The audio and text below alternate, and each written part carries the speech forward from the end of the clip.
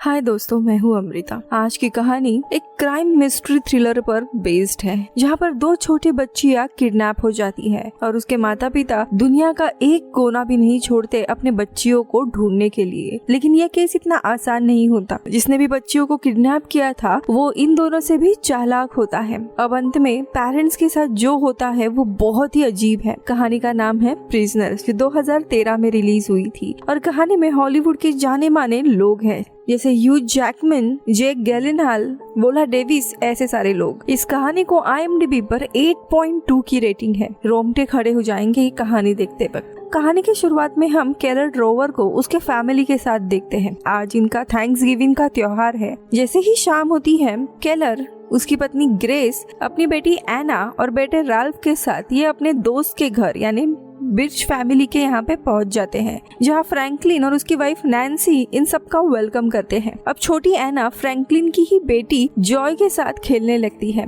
अब एना बाहर जाकर जॉय के साथ खेलने की जिद करने लगती है। तब केलर उसे कहता है कि तुम अपने बड़े भाई राल्फ को अपने साथ में लेकर जाओ। अब चारों भी बाहर खेलने के लिए निकल जाते हैं। थोड़ी दूर पर एक RV खड़ी होती है और ये दोनों छोटी बच्चियां उस गाड़ी के साथ छेड़खानी करने लगते हैं, लेकिन राल्फ और एलिजा आकर उन्हें वहाँ से लेकर जाती है। RV के अंदर एक आदमी इन दोनों ही बच्चियों को देखे जा रहा था। अब डिनर के बाद सभी लोग कुछ न कुछ परफॉर्म कर रहे होते हैं। तभी एना और जॉय अपने पेरेंट्स से पूछती है कि क्या हम एना के घर जाए, क्योंकि वहाँ पर हमने एक विसल खो दी थी, वही ढूंढनी है। अब परमिशन मिलते ही दोनों भी एक्साइटेड होते हैं और वहाँ से भाग जाते हैं। थोड़ा समय बीत जाता है। केलर नीचे आता है जहाँ पे राल्फ और एलिजा बैठे हुए थे। केलर उनसे पूछता है कि तुम्हारी बहनें कहाँ है, तो राल्फ कहता है पता नहीं। केलर थोड़ा परेशान होता है और ग्रेस के साथ तुरंत अपने घर आकर बच्चियों को ढूंढने लगता है, लेकिन बच्चियां यहाँ पर भी नहीं थी। वो वापस फ्रैंकलिन के घर पे आकर सबको बताता है। तब राल्फ को याद आता है कि सामने वो RV खड़ी थी।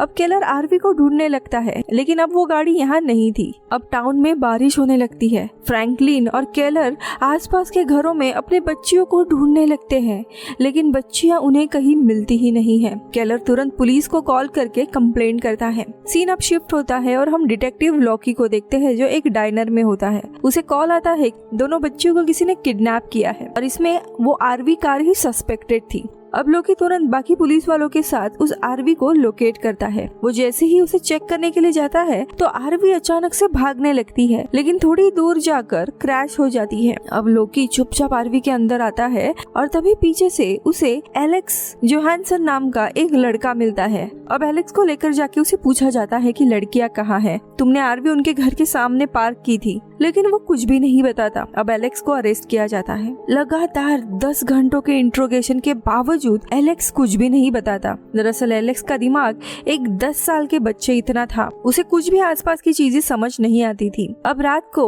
लोकी एलेक्स के आंटी यानी मिस हॉली के घर जाता है और वहाँ पे चेक वगैरह करता है, तो वो बताती है कि एलेक्स 6 साल का था तब उसके माता पिता मारे गए थे, तब से वो उसे संभाल रही है। खैर अब यहाँ पे पुलिस पूरी छानबीन करते हैं घर में, लेकिन बच्चियां नहीं मिलती। RV को भी पूरा ढूंढा जाता है, लेकिन उसमें भी कोई सबूत नहीं था। वही दूसरे जगह पे पूरा टाउन बच्चियों को वुड्स में ढूंढने लगता है। वही हम केलर को देखते हैं। वो बहुत ही ज्यादा बेचैन और गुस्सा हुआ रहता है कि उसने अपने परिवार को प्रोटेक्ट नहीं किया। अगले दिन पुलिस चारों पेरेंट्स के लाई डिटेक्टर की टेस्टिंग लेते हैं। ऐसे केसेस में पेरेंट्स को भी एज ए सस्पेक्ट माना जाता है, लेकिन उनके रिजल्ट्स में कोई भी गलत चीज नहीं आती। फिर लोकी केलर के घर आता है। अब लोकी यहाँ बताता है कि एलेक्स को हमें छोड़ना होगा क्योंकि उसके अगेंस्ट कोई भी सबूत नहीं है, लेकिन केलर को यकीन था कि उसकी बच्चियों को उसी ने किडनैप किया है, क्योंकि थैंक्सगिविंग के दिन वो बच्चियों को देखे जा रहा था। अब केलर लोकी से पूछता है कि अगर एलेक्स की अक्ल सच में 10 साल के बच्चे इतनी है तो वो RV कैसे चला सकता है। एलेक्स के साथ जरूर कोई उस दिन था जिसने बच्चियों को किडनैप किया है,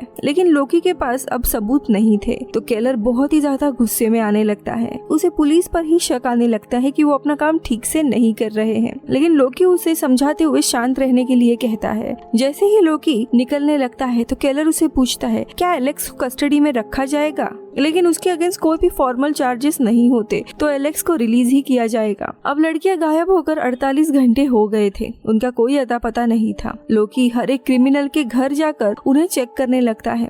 और उसी दिन वो फादर पैट्रिक डन के घर आता है, जिनके खिलाफ पहले कुछ क्राइम्स थे। उनके घर आने पर वो फादर को बेहोश पाता है। लोकी फिर तुरंत घर की तलाशी लेना शुरू करता है, तो उन्हें एक हिडन बेसमेंट में एक अजीब सा स्टेचू मिलता है और एक कुर्सी से बंधी हुई लाश भी मिलती है। वो फौरन फादर पैट्रिक को होश में लाता है और उनसे पूछताछ करने लगता है, लेकिन फादर इस केस में बेगुनाह होते हैं। खैर अब अगली सुबह केलर बाकी लोगों के साथ वुड्स में बच्चियों को ढूंढ रहा था, तब ग्रेस उसे कॉल करके बताती है कि एलेक्स को जेल से अभी अभी रिलीज किया जाएगा। अब जैसे ही एलेक्स रिलीज होता है, रिपोर्टर्स उसे घेर लेते हैं, लेकिन तभी केलर गुस्से में आता है और एलेक्स पर अटैक कर देता है और उसे लड़कियों के बारे में पूछने लगता है। लेकिन तभी एलेक्स धीरे से केलर के कान में कहता है, लड़कियां उस दिन रोई नहीं जब तक मैं उनके साथ था।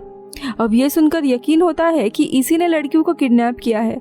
तभी पुलिस आकर केलर को अरेस्ट करते हैं। अब केलर पुलिस को सब सच बता देता है कि एलेक्स ने क्या कहा, लेकिन पुलिस केलर की बातों पर यकीन नहीं करती।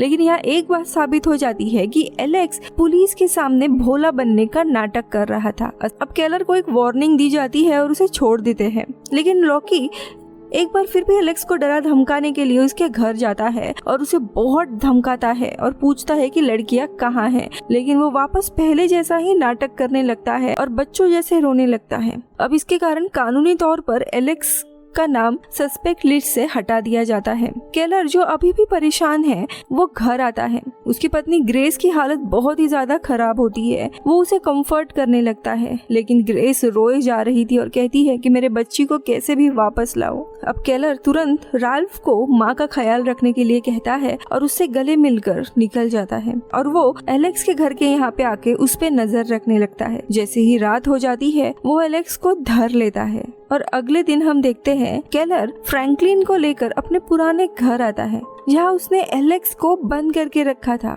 फ्रैंकलिन ये देखकर हैरान हो जाता है और कहता है कि तुम्हें ये नहीं करना चाहिए, ये गैर कानूनी है। लेकिन केलर कहता है कि अगर हमने इसे जबरदस्ती बात नहीं की तो हमारी बेटियां कभी भी नहीं मिलेंगी। अब केलर एलेक्स को एक और मौका देता है कि वो कन्फेस करे, लेकिन एलेक्स चुपचाप रहता है। तो केलर जोर जोर से चिल्लाने लगता है कि सच बताओ, मेरी बच्चियां कहाँ पर है। लेकिन एलेक्स अपना मुंह नहीं खोलता। अब यहाँ सुबह की शाम हो जाती है। पूरा दिन केलर एलेक्स को टॉर्चर कर रहा था। एलेक्स बुरी तरीके से इंजर हुआ होता है, लेकिन फिर भी वो कुछ नहीं बताता। केलर उसका हाथ बेसिन के टैप पर रखता है और उसके हाथ पर हैमर से हमला करने ही वाला था और वो उसे सच बोलने के लिए कहता है, लेकिन एलेक्स इस बार भी अपना मुंह नहीं खोलता। लेकिन केलर उसके हाथ पर मार नहीं पाता और केलर गुस्से में पूरा सिंग तोड़ देता है और उसे पूछने लगता है कि बताओ मेरी बेटियां कहाँ पर है। ये सीन इतना इंटेंस है कि आपके दिल की धड़कनें बढ़ जाएगी केलर का ये रूप देखकर। लेकिन एलेक्स यहाँ पर भी मुंह नहीं खोलता। अब वहाँ से केलर और फ्रैंकलिन घर आते हैं। फ्रैंकलिन एक सभा में आता है जहाँ पे इन्हीं मिसिंग गर्ल्स के लिए प्रार्थना की जा रही थी, लेकिन उसकी हालत वहाँ पे खराब हो जाती है। इसी जगह लोकी भी वहाँ होता है और सब पर नजर रखे था। तभी उसकी नजर ब्रैड टेलर नाम के एक लड़के पर पड़ती है, जो मोमबत्ती की जगह पे वहाँ पे एक टेडी बेयर रखता है। लोकी को कुछ गड़बड़ लगती है, लेकिन तभी ब्रैड भी उसे देख लेता है और ब्रैड वहाँ से भागने लगता है। ये देखकर लोकी उसके पीछे दौड़ने लगता है। दोनों की भी लड़ाई होती है और ब्रैड भीड़ भरे रास्ते से कहीं गायब हो जाता है। अब तुरंत लोकी उसका एक स्केच बनाता है और पूरे टीवी में दिखाता है कि यही नया सस्पेक्ट है। यहाँ दूसरी जगह वापस से एलेक्स को बहुत ही पीटा जाता है और इसी के गिल्ट में फ्रैंकलिन थका हुआ अपने घर आता है। उसकी पत्नी नैन्सी पूछती है कि क्या हुआ, तो अब वो नैन्सी को बताता है कि कैसे केलर ने एलेक्स को किडनैप करके रखा और उसे टॉर्चर कर रहा है। ये सुनते ही नैन्सी और वो गुस्से में केलर के यहाँ पे आते हैं और एलेक्स को बंदी बनाने के लिए नैन्सी उसे बहुत ही डांटती है, लेकिन उसके बाद वो डिमांड करती है कि उसे एलेक्स से मिलवाओ। अब ये तीनों भी पुराने घर जाते हैं और यहाँ पे नैन्सी एलेक्स से गुहार लगाती है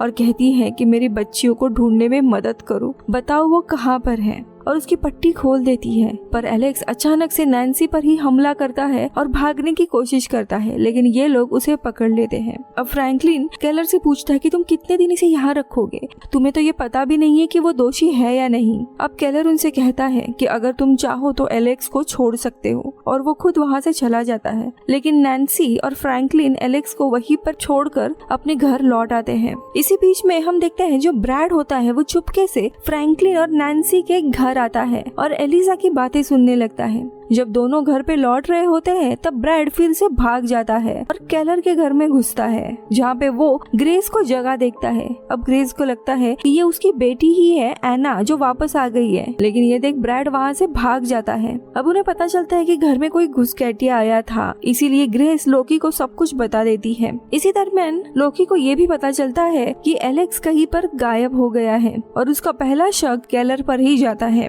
अब अगले दिन लोकी केलर का पीछा करते हुए उसी पुराने घर पे आते हैं जहाँ पे केलर रहा करता था, लेकिन यहाँ केलर लोकी को देख लेता है और उसे हाय बोलने के लिए जाता है। तभी लोकी उसे पूछता है कि वो कहाँ जा रहा है, तो केलर झूठ बोलता है कि वो बस कुछ खरीदने के लिए जा रहा है। अब लोकी उसे बताता है कि एलेक्स भी मिसिंग हो गया है, लेकिन केलर गुस्से में कहता है कि एलेक्स दोषी है और शायद वो शहर से भाग गया होगा। लेकिन धीरे धीरे केलर का गुस्सा बढ़ने लगता है और वो लोकी पर ही चिल्लाता है कि तुम लोग एलेक्स को ढूंढ रहे हो, ना कि मेरे बच्चियों को। केलर भी इमोशनली बहुत ही अनस्टेबल हो गया था। वो गुस्से में घर आता है और सो जाता है। केलर फिर वापस एलेक्स के पास जाता है और उसे और भी ज्यादा टॉर्चर करता है ताकि वो नई जानकारी दे सके। एलेक्स का चेहरा, उसका शरीर अब पहचानने लायक भी नहीं रहा था। उसी वक्त लोकी केलर के घर आता है और जैसे ही लोकी घर के अंदर आता है फ्रैंकलिन जल्दी से छुप जाता है। लोकी घर के चक्कर लगाता है और फ्रैंकलिन को जमीन पर देखता है।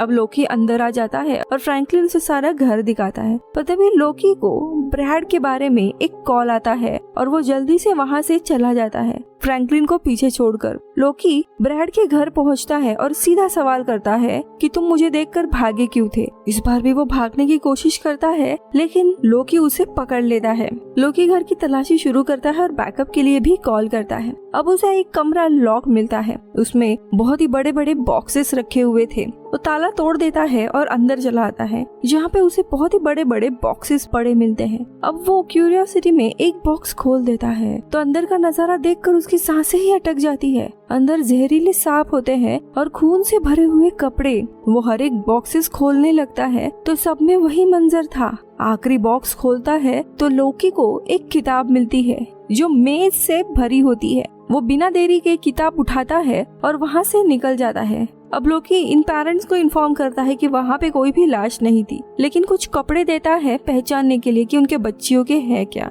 तो केलर को उन कपड़ों में एक सॉक मिलता है जो उसकी बेटी एना का था। वो देखकर उसके आंसू रुकने का नाम ही नहीं लेते। वो गुस्से और दुख में पूरा रोए जाता है और लोकी को दोष देने लगता है, तुमने पूरा वक्त बर्बाद कर दिया और मेरी बेटी को बचा ही नहीं पाए। अब सबको यही लग रहा था कि बच्ची इस दुनिया में नहीं है। अब ये जानने के बाद सारे रिपोर्टर्स केलर के घर के बाहर खड़े हो जाते हैं। केलर अपने बेटे राल्फ को कहता है कि किसी को कुछ भी मत बताना, लेकिन राल्फ गुस्सा और हर्ट हो जाता है और कहता है कि मुझे एलिजा ने बताया ये लड़की अब जिंदा नहीं है, आप ये बात माँ से छुपाना चाहते हो। लेकिन केलर अपने बेटे को समझाने लगता है कि ऐसा नहीं है, वो जिंदा है और मैं उन्हें ढूंढ कर लाऊंगा, मेरी अंदर की आत्मा बता रही है, बस तुम अपने माँ से कुछ मत कहना। लेकिन राल्फ केलर के ऊपर आरोप लगाता है कि दिन रात आप घर में तो होते नहीं हो, पता नहीं कहाँ जाते रहते हो, मैं अकेला ही माँ को संभाल रहा हूँ। अब केलर का गुस्सा उभर आता है और वो घर से निकल जाता है। यहाँ दूसरी जगह लोकी ब्रैड पर नजर रखता है जो वही मेज ड्रॉ कर रहा होता है जो किताब में थी। लोकी ब्रैड के पास जाता है और पूछता है ये क्या बना रहे हो तुम, तो ब्रैड कोई भी जवाब नहीं देता। दोनों के बीच में झगड़ा भी हो जाता है, लेकिन ब्रैड किसी तरह एक वेपन पकड़ लेता है और खुद को मार लेता है ताकि वो कुछ भी पुलिस को ना बता सके। वही केलर एक पुराने और अबैंडन घर में आकर प्रार्थना करता है। फिर वो एलेक्स से भी कन्फेस करता है, मुझे नहीं पता कि अब मैं क्या करूं, लेकिन मुझे इतना पता है कि तुम इन सारी चीजों के बारे में जानते हो। क्या जानते हो प्लीज बताओ। अब एलेक्स धीरे से कहता है कि मेज में तुम्हें लड़कियां मिलेंगी। अब केलर का गुस्सा फिर से भड़क उठता है और पूछता है कि मेज क्या है, लेकिन एलेक्स कोई भी जवाब नहीं देता। जिसके बाद केलर एलेक्स की आंटी जो होती है होली, उसके पास जाता है और उनसे माफी मांगता है और उनसे बातें करने लगता है और उनसे बातों बातों में कहता है कि मुझे मेज के सपने आ रहे हैं ताकि मेज के बारे में कुछ पता चले, लेकिन आंटी कुछ भी बता नहीं पाती। अब यहाँ ब्रैड भी मारा गया था, लेकिन बच्चियों की लाश या उनके बारे में कुछ भी पता नहीं था, इसीलिए लोकी बहुत ही ज्यादा खुद पर फ्रस्ट्रेटेड रहने लगता है। वो गुस्से में एक दिन अपना टेबल भी तोड़ देता है और तभी उसकी नजर एक फोटो पे पड़ती है जो बिल्कुल ब्रैड के मेज के जैसी ही दिखाई दे रही थी। और तभी उसे एक कॉल आता है। वो ब्रैड के घर आता है जहाँ जमीन के नीचे उसे मैनिकन मिलते हैं जो ब्रैड ने दफनाए हुए थे। उसे पता चलता है कि ये सारे डिजाइन बस फेक या कॉपीड थे और तभी उसे बताया जाता है कि जितने भी एविडेंस यहाँ पे मिले हैं वो सारे फेक थे, यानी कि जो सॉक था उस पर एना के कोई भी डीएनए सैंपल नहीं थे। अब ये जानने के बाद लोकी को शक आता है कि वो सॉक भी शायद नकली था और वो सोचने लगता है कि ब्रैड के पास एना और जॉय के कपड़े कैसे आए। इसीलिए वो तुरंत केलर के घर का पीछे आता है और चीजें ढूंढने लगता है और तभी उसे एक दूसरे सॉक का टुकड़ा मिलता है और यहाँ लोकी को रियलाइज होता है कि ब्रैड ने एना का सॉक उसी के घर से चुराया था, यानी कि वो सॉक नहीं था जो उसने पहना हुआ था। अब इन सारी चीजों से लोकी और भी कंफ्यूज होता है। इसी दरम्यान घर में ग्रेस को कॉल आता है और बताया जाता है कि फ्रैंकलिन और नैन्सी की बेटी जॉय मिल गई है, लेकिन एना नहीं मिली। अब सभी लोग हॉस्पिटल में पहुंचते हैं। यहाँ पे फ्रैंकलिन और नैन्सी के साथ जॉय होती है। अब केलर उसे पूछता है कि बताओ क्या हुआ था। तब जॉय धीरे धीरे याद करती है। हम फ्लैशबैक में देखते हैं इन दोनों भी बच्चियों को एक रूम में रखा गया था और उनसे अलग अलग पजल्स को सॉल्व करवाते थे। अब यहाँ जॉय बोलने की कोशिश करती है कि तुम भी वहाँ पे आए हुए थे। अब ये सुनते ही केलर हॉस्पिटल से सीधा दौड़ पड़ता है। बिना किसी को कुछ बताए वो सीधा घर के तरफ बढ़ता है। अब लोकी उसका पीछा करता है लेकिन वो उसे मिस कर जाता है। अब लोकी उसके पुराने घर में चला जाता है जहाँ पे फाइनली उसे एलेक्स मिलता है। तो यहाँ पे हम केलर को देखते हैं जो और किसी के नहीं बल्कि होली के घर पर आया होता है। अब वो उसे माफी वगैरह मांगता और कहता है कि तुम्हारी काफी बेइज्जती हुई है, इसीलिए मैंने सोचा कि तुम्हारी कुछ मदद कर दूं। अब हॉली उसे घर के अंदर लेती है। अंदर आने के बाद वो सीधा कहता है कि मुझे पता है लड़कियां तुम्हारे ही घर में थी। अब होली के चेहरे पर एक अजीब सी मुस्कुराहट देखते हैं और अगले ही पल में वो उसके ऊपर बंदूक तान देती है और कहती है कि अगर तुम्हें अपने बेटी से मिलना है तो मेरी बात माननी होगी। अब होली केलर को हथकड़ी पहनने के लिए मजबूर करती है और एक ग्लास में कोई सिडेटिव मिलाकर उसे जबरदस्ती पीने को कहती है। अब ना चाहते हुए भी उसे पीना पड़ता है। अब यहाँ हॉली कन्फेस करती है और तभी केलर का फोन बजने लगता है, लेकिन हॉली फोन को भी कचरे के डब्बे में डाल देती है। हॉली यहाँ पे फिर कन्फेस करती है कि कैसे वो और उसका डेड हस्बैंड मिलकर शहर के बच्चों को किडनैप किया करते थे। वो कहती है कि ये सब एक जंग है इस समाज के खिलाफ और कुछ ऐसे ही बड़बड़ाने लगती है। आगे वो ये भी कहती है कि एलेक्स ने कभी भी एना और जॉय को कोई नुकसान नहीं पहुंचाया, लेकिन उसी ने तुम्हारे लड़कियों को किडनैप किया था। अब धीरे धीरे केलर बेहोश होने लगता है, लेकिन हॉली उसे घर के बाहर लाकर कार में बिठा देती है और कार को थोड़ा पीछे लेकर जाने के लिए कहती है। इसके बाद वो जमीन के नीचे का एक दरवाजा खोलती है जहाँ पे बहुत ही बड़ा सा गड्ढा होता है और केलर को सीधा उसी गड्ढे में ढकेल देती है और नीचे गिरा देती है। केलर धीरे धीरे बेहोश हो रहा था। जाने से पहले हॉली कहती है कि तुम्हें तुम्हारी बेटी के पास ही भेज रही हूँ और सीधा ऊपर का दरवाजा बंद कर देती है। केलर आसपास चीजें ढूंढने लगता है और उसे अपने बेटी का कुछ सामान मिलता है जो देखकर वो बहुत ही ज्यादा रोने लगता है कि उसकी बेटी यहीं पर थी। अब वही दूसरी जगह लोकी को एक अपडेट मिलता है कि एलेक्स मिल गया है और उसे कहा जाता है कि तुम जाकर हॉली को इन्फॉर्म करो। और तभी लोकी के दिमाग में कुछ क्लिक होता है। वो तुरंत हॉली के घर पहुंचता है और दरवाजा नॉक करता है, लेकिन कोई जवाब नहीं देता। अब वो धीरे धीरे अंदर घुसता है, अपनी गन निकालता है। उसे कुछ हल्की सी आवाज सुनाई देती है और उसी तरफ वो जाने लगता है और उस कमरे के पास पहुंचते वो देखता है कि हॉली एना को बेहोशी का इंजेक्शन दे रही थी। लोकी तुरंत उसे रुकने के लिए कहता है, लेकिन हॉली जैसे ही उठती है वो सीधा अपने गन से लोकी के ऊपर ही हमला करती है और वो गोली उसके सर के पास जख्म कर देती है। वही वो भी गन चलाता है जिसमें हॉली मारी जाती है।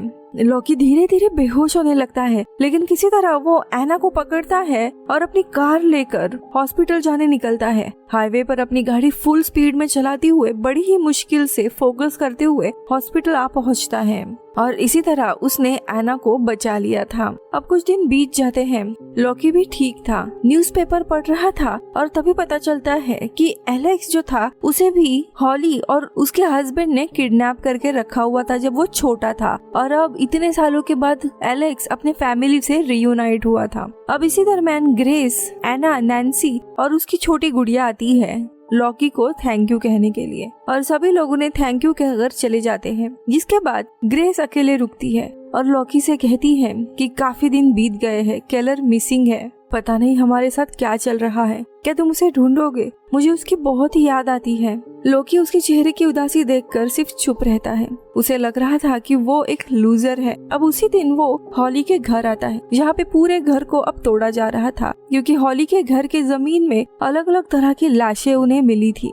इसी दरम्यान लोकी आसपास खड़ा सब कुछ देख रहा था। जैसे ही सब लोग वहाँ से निकल जाते हैं, तब एक पल लोकी कुछ सुनता है। उसे हल्की सी सीटी की आवाज सुनाई देती है। ये वही ऐना की सीटी थी जो वो थैंक्सगिविंग के दिन ढूंढने के लिए निकली थी। लोकी अब ध्यान से सुनता है और फिर उसी आवाज की ओर निकल जाता है, और इसी एंडिंग के साथ मूवी खत्म हो जाती है। अब लोकी केलर को ढूंढता है या नहीं, ये ओपन एंड दिखाया है, लेकिन आखिरी का सीन देखकर हमें यही लगता है कि उसने केलर को भी बचा लिया था। सो ये कहानी थी प्रिजनर।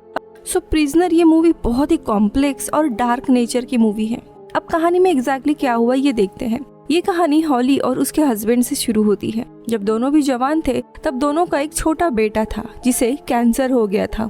ये चीज दोनों भी बर्दाश्त नहीं कर पाए। हॉली और उसके हस्बैंड काफी ज्यादा रिलीजियस थे और उन्हें गॉड पर बहुत ही ज्यादा भरोसा था। उन्हें लग रहा था कि उनका बेटा बच जाएगा, लेकिन जब ऐसा नहीं हुआ तो उन्होंने ईश्वर से यानी गॉड से रिवेंज लेने का सोचा, और वो गुस्से में हर एक क्रिश्चियन फैमिली के बच्चों को अगवा करने लगे। उन्हें वो घर के बेसमेंट में छुपा के रखते थे, उनसे अलग अलग पजल सॉल्व करवाया करते थे या उन्हें टॉर्चर किया करते थे। ये ऐसा इसीलिए करने लगे ताकि उन बच्चों की फैमिली भी उसी दुख से जाए जिससे ये लोग गए हैं। कहानी में रिवील हुआ था कि जो एलेक्स है उसे भी हॉली और उसके हस्बैंड ने किडनैप किया था और इतने सालों से अपने पास रखकर उसे टॉर्चर किया था। एक इंसिडेंट में हॉली पुलिस को बताती है कि एलेक्स सांपों से काफी डरता है, क्योंकि जब एलेक्स छोटा था तब उसका हस्बैंड सांपों को पाला करता था और एलेक्स का सांपों के साथ कुछ एक्सीडेंट हुआ था। शायद हॉली का हस्बैंड सांपों से बच्चों को डराया करता था, और इन्हीं सारे ट्रॉमा के कारण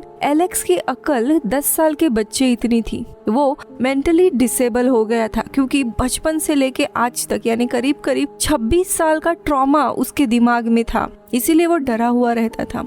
अब थैंक्सगिविंग के दिन एलेक्स, जो खुद को 10 साल का मानता है, जब उसने अपने उम्र की लड़कियों को देखा तब उन्हें उसने आरवी में इनवाइट किया। वो उन्हें आसपास के एरिया में ड्राइव करके दिखा रहा था और वो बच्चियों को अपने घर हॉली के पास लेकर जाता है। अब हॉली का इरादा कभी भी अच्छा नहीं था। छोटी बच्चियों को देख वो उन्हें सीधा किडनैप कर लेती है। हालांकि एलेक्स बच्चियों को वापस छोड़ना चाहता था, लेकिन उसकी आंटी उसे काफी डांट देती है। अब सवाल आता है कि एलेक्स ने पुलिस को सच क्यों नहीं बताया, क्योंकि अगर 10 साल के बच्चे को 4 पुलिस वालों के सामने रखे और पूछताछ की तो वो काफी डर जाएगा, कभी भी अपना मुंह नहीं खोलता, और यही एलेक्स के साथ हुआ था। अभी तक ट्रॉमा के कारण उसे वो सवाल समझ ही नहीं आ रहे थे जो पुलिस पूछ रहे थे, और इसी के कारण लाइट डिटेक्टर टेस्ट भी वो पास करता है, क्योंकि उसके दिमाग चीजों को समझ ही नहीं पा रहा था। जब बच्चों के पिता उससे पूछते हैं तब वो उन्हें बताने की कोशिश करता है कि जब वो मेरे साथ थी तब रोई नहीं, लेकिन केलर इसे किडनैपिंग समझकर उसे टॉर्चर करने लगता है। लेकिन उस बेचारे का कोई भी कसूर नहीं था, वो तो इस पूरी सिचुएशन का विक्टिम था। अब बात करते हैं उस प्रीस्ट की जिसके घर में अजीब सी लाश मिली थी। तो वो लाश और किसी की नहीं बल्कि हॉली के हस्बैंड की थी। प्रीस्ट को पता चल गया था कि हॉली का हस्बैंड बच्चों को किडनैप कर रहा है ताकि वो ईश्वर से बदला ले, और इसीलिए प्रीस्ट ने उस इंसान को किडनैप करके अपने बेसमेंट में भूखा प्यासा रखा था ताकि वो मारा जाए, क्योंकि अगर पुलिस को इसके बारे में बताता तो अलग ही केस बनती और शायद ही उसे फांसी होती। वो जेल में जाकर जिंदा रहता, और इसी के कारण खुद प्रीस्ट ने ही उसे सजा देने का सोचा। अब बात आती है बॉब टेलर की, जो सपोजिबली दूसरा किडनैपर था जिसके घर पे अजीब से सांप और बच्चों के कपड़े मिले थे। तो बॉब टेलर के बारे में हमें पता चलता है तो उसके बचपन में उसे भी हॉली और उसके फैमिली ने किडनैप करके रखा था 3 वीक के लिए, और उस 3 वीक में बॉब का दिमाग पूरा ट्रॉमेटाइज हो गया था। वो वहाँ से कैसे तो बचकर भाग निकलता है, लेकिन किडनैपिंग और उस समय क्या हुआ था उसे ही वो पूरा अपना जीवन बना लेता है। उसकी पूरी पर्सनालिटी ही उस मेज और सांपों के बीच में रह जाती है, और इसीलिए उसके घर में सांप और वो मेज मिलते हैं। वो भी एलेक्स की तरह एक विक्टिम था। किडनैपिंग से ऑब्सेस्ड होने की वजह से वो एना और जॉय के घर में घुस आता है और उनके कपड़े वगैरह चुराता है, लेकिन वो सारी चीजें फेक होती है और पूछताछ के वक्त वो खुद को खत्म कर लेता है। अब अंत के बारे में देखते हैं, जहाँ जॉय उस जगह से भाग आती है, लेकिन वो केलर को बताती है कि तुम उस घर पे आए थे। अब उसे याद आता है कि उसने सिर्फ हॉली के घर पर ही विजिट किया था, और जब वो हॉली के घर जाता है उसे कन्फ्रंट करने, तो हॉली उससे भी चालाक होती है। वो उसे ही बेहोश करके उसी जगह छुपा देती है जहाँ पे उसने एना और जॉय को छुपाया था। अब अंत में लोकी उसे बचा पाता है या नहीं, ये एक ओपन एंड है। मेरे ख्याल से वो उसे बचाएगा। इसके बावजूद केलर को जेल होगी, क्योंकि उसने एलेक्स को काफी हद तक टॉर्चर किया था। सो दोस्तों, ये कहानी थी प्रिजनर। बहुत ही ट्विस्टेड एंड डार्क कहानी है। आपको कैसी लगी मुझे जरूर बताइए कमेंट्स में। और हाँ, अगर आप यहाँ तक रुके हो तो प्लीज एक हाई तो जरूर करते जाइए।